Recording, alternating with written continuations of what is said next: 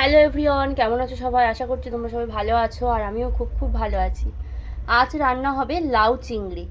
তো লাউ চিংড়ি রান্না করব, সেই রান্নার পুরো ব্লগ ভিডিওটাই তোমাদেরকে আজকে শেয়ার করছি আমি।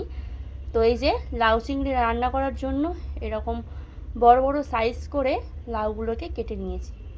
যেহেতু লাউ খুব তাড়াতাড়ি ঘেঁটে যায়, সেই জন্য আর কি এরকম বড় বড় সাইজ করে লাউ চিংড়ি হবে লাউয়ের। দেখো প্রত্যেকটা লাউ এরকম কেটে নিয়েছি, আর লাউটা না খুব কচি, দেখতে পাচ্ছ কতটা কচি লাউ। তো এই লাউ দিয়ে লাউ চিংড়ি করলে ভীষণই ভালো লাগবে। ভিডিওটা তোমরা দেখতে থাকো, অবশ্যই তোমাদের ভালো লাগবে। হ্যালো এভরিওয়ান, কেমন আছো সবাই? আশা করছি তোমরা সবাই ভালো আছো আর আমিও কিন্তু খুব ভালো আছি। আজ লাউয়ের একটা দুর্দান্ত রেসিপি তোমাদের সাথে শেয়ার করব। আজকে বানাবো লাউ চিংড়ি। তো চিংড়ি মাছের অনেক রেসিপি তো আমরা খেয়েছি, কিন্তু লাউ চিংড়ি একদম অন্যতম একটি রেসিপি। ভীষণই ভালো লাগে চিংড়ি মাছ দিয়ে লাউয়ের এই রেসিপিটি। তো লাউ চিংড়ি বানানোর জন্য লাউটাকে একটু বড় বড় সাইজ করে দেখো আমি কেটে নিয়েছি। দেখতে পাচ্ছ প্রত্যেকটা লাউ আমি এরকমভাবে বড় বড় সাইজ করে কেটে নিয়েছি। আর লাউটা না খুব নরম, দেখতে পাচ্ছ একদম নরম। তো যাই হোক, এরকম কচি লাউ দিয়ে লাউ চিংড়ি রান্না করলে কিন্তু সেটা খেতে ভীষণই টেস্ট হয়। তো আজকে পুরো লাউ চিংড়ি রান্নার ভিডিওটা তোমাদেরকে শেয়ার করছি। ভুলেও তোমরা কেউ অন্য কোথাও যেও না, প্রথম থেকে শেষ পর্যন্ত ভিডিওটা দেখতে থাকো। ভীষণ ভালো লাগবে আর খেতেও খুব সুস্বাদু একটি রেসিপি। তো চলো লাউ চিংড়ি কীভাবে রান্না করি সেটা তোমাদেরকে দেখাই আজকে। আর এদিকে দেখো আমি আলু কেটে নিয়েছি, ঠিক লাউ যেরকম টুকরো করে বড় বড় সাইজ করে কেটেছি তার থেকে একটু ছোট করে আমি আলুটাকে কেটে নিয়েছি। ঠিক এভাবে আলুগুলোকে কেটে নিতে হবে। আর যেটা মেন জিনিস চিংড়ি মাছ, তো চিংড়ি মাছ তো লাগবেই লাউ চিংড়ির জন্য। তো চিংড়ি মাছ ভালো করে ধুয়ে কেটে বেছে নেওয়া হয়ে গেছে। তো এখন রান্নাটা স্টার্ট করছি, তোমরা ভিডিওটা দেখতে থাকো। কড়াইতে তেল দিয়ে দিচ্ছি প্রথমে।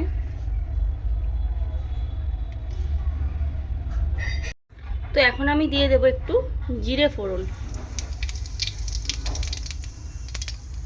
ফোড়নটাকে 2 মিনিট মতো একটু ফ্রাই করব।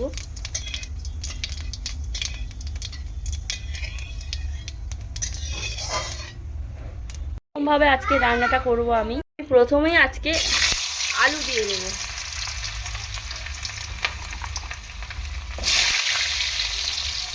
প্রথমে আলুগুলো দিয়ে দেব।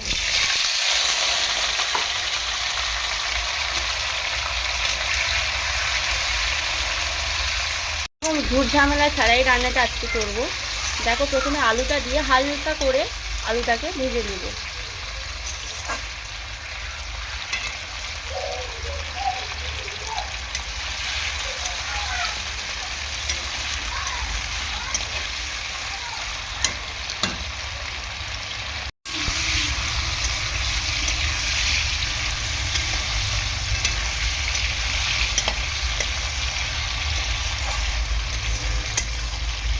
এবং হালকা করে আলুটা ভেজে নিয়েছি। এখন আমি দেবো এই যে চিংড়ি মাছটা। তোমরা অনেকেই ভাবছো এরকম করে রান্না হয়, তো হ্যাঁ এরকমভাবে রান্না করলে একদম শর্টকাট রান্না। আর যেহেতু ছোটো ছোটো চিংড়ি মাছ, একদম ডিপ ফ্রাই করার কোনো দরকার নেই।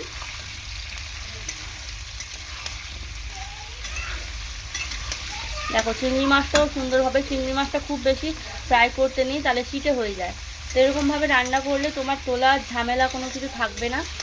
আর খুব একদম কম সময়ের মধ্যে তাড়াতাড়ি রান্নাটা তোমার কমপ্লিট হয়ে যাবে। তো তোমরা হয়তো অনেকে ভাবতে পারো যে আলুর মধ্যে চিংড়ি মাছ দিয়েছি, চিংড়ি মাছটা ভাজা হবে কি না দেবে, কিন্তু না, এর মধ্যেও চিংড়ি মাছটা খুব সুন্দরভাবে ভাজা হবে। তোমরা একবার এরকমভাবে রান্না করে খেয়ে দেখবে, ভীষণ টেস্টি হবে।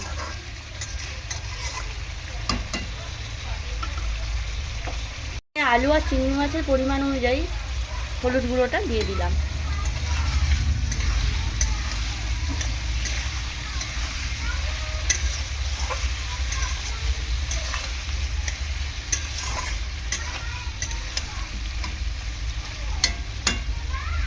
মিনিট মতো নাড়াচাড়া করার পর দিয়ে দিলাম একটুখানি লবণ।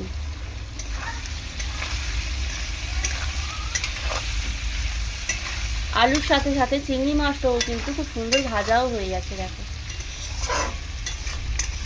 আমি চিংড়ি মাছটা আগে দিইনি কেন বলো তো, যদি আমি চিংড়ি মাছটা আগে দিতাম তাহলে কড়াইয়ের গায়ে লেগে যেত, আর আলুটা পরে দিলে একদম ভালো হতো না। তো সেই জন্য আমি চিংড়ি মাছটা শেষে দিলাম। দিয়ে দেবো লাউগুলো, যে লাউটা আমি কেটে রেখেছিলাম সেই লাউটাই আমি এখানে দিয়ে দিচ্ছি।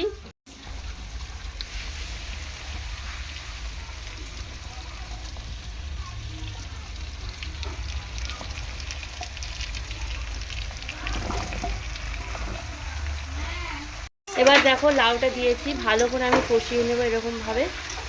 আজকে জমিয়ে লাউ চিংড়ি দিয়ে ভাত খাওয়া হবে। তো রোজই আমাদের বাড়িতে যখনই রান্না হয় একটা করে সবজি থাকে। আজকে রয়েছে লাউ, কারণ সবজি আমাদের বাড়িতে সবাই খুব পছন্দ করে। তো সেই জন্য অন্যান্য রান্নার সাথে সাথে রোজ দিনই একটা করে সবজি রান্না হয়। তো আজকের একটা স্পেশাল সবজি রান্না হচ্ছে, তার মানে সবার ভীষণই ফেভারিট। তোমাদের দাদা ভাই থেকে শুরু করে বাবা মা ঠাকুমা আমার সবারই এই লাউ খুব পছন্দ। আর কি বলো তো, এই গরমের দিনে লাউটা খাওয়া খুবই উপকারী। লাউ খেলে শরীর ঠান্ডা হয় অনেকে বলে, আর ভীষণ উপকারিতা রয়েছে লাউয়ের। সেটা তোমরা গুগল সার্চ করলেই বুঝতে পারবে লাউয়ের কতখানি উপকারিতা রয়েছে। যাই হোক, আমি ভালো করে কষিয়ে নেব 3 থেকে 4 মিনিট। তো এখন দেখো আমি কাঁচা লঙ্কাটা দিয়ে দিচ্ছি, দিয়ে ভালো করে কষিয়ে নেব। আর যেহেতু এর আগে একটু লবণ দিয়েছি এই জন্য অল্প করেই একটুখানি লবণ দেব। তো এখন অল্প করে লবণ একটু দিয়ে দিলাম।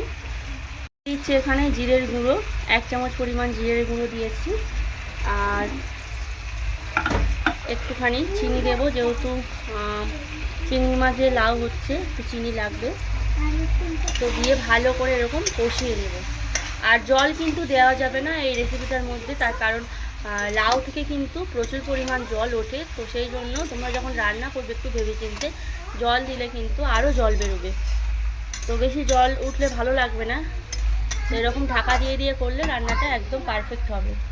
আর এখানে কিন্তু আমি কোনো রকম গুঁড়ো লঙ্কা দেবো না, কারণ কাঁচা লঙ্কা অনেকগুলোই দিয়েছে, আর লাউয়ের মধ্যে কাঁচা লঙ্কা দিয়েই বেশি টেস্টি হয়।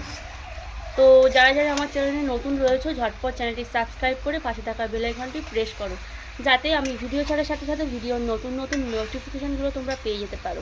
আর প্রিয়াঙ্কা বলা ইউটিউব চ্যানেলের সব ভিডিওগুলো তোমরা ইজিলি দেখতে পারো। এখন আমি কিছু সময়ের জন্য একটু ঢাকা দিয়ে রাখবো, যেহেতু জল দিচ্ছি না সেই জন্য একটুখানির জন্য ঢাকা বন্ধ করে রাখবো। তো এখন আমি ঢাকনাটা খুলে দেখবো কতটা পরিমাণ জল উঠেছে লাউয়ের থেকে। এই দেখো কতটা পরিমাণ লাউ থেকে জল উঠেছে, সেই জন্য আমি জল দিতে না করছিলাম। আর গরম গরম ভাতের সাথে উফ যা অসাধারণ লাগবে না এই লাউ খেতে। লাউ চিংড়ি জাস্ট ফাটাফাটি লাগে। আর তোমরা যদি এরকমভাবে রান্না করো তাহলে তার কোনো কথাই হবে না। একেবারে লাউ চিংড়ি দিয়ে কিন্তু এক থালা ভাত অনায়াসেই উঠে যাবে। তো যাই হোক, আর একটুখানি সময় মানে এই রান্নার পেছনে দিলেই আমার কমপ্লিট হয়ে যাবে লাউ চিংড়ি। দেখো লাউ চিংড়িটা আমার হয়ে গিয়েছে। আর সেদ্ধ হয়েছে কি তোমাদেরকে লাউটা আমি ভেটে দেখাচ্ছি, এরকম পুরো সেদ্ধ হয়ে গিয়েছে।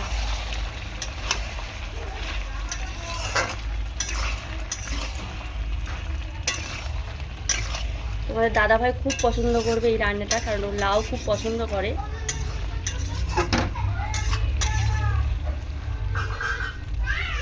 সবগুলোই সেদ্ধ হয়ে গেছে, দেখতে পাচ্ছ।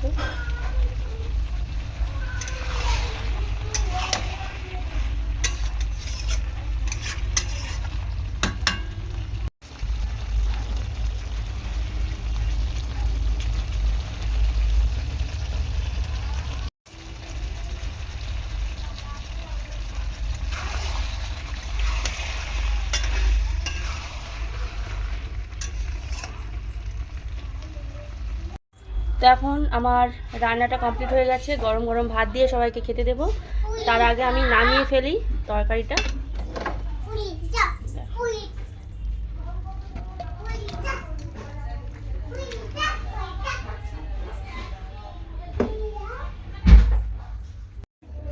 তো লাউ চিংড়ির এই রেসিপিটা কেমন হয়েছে বলো। এখন সবাইকে খেতে দেবো, টেস্ট করে দেখা যাক কেমন হয়েছে।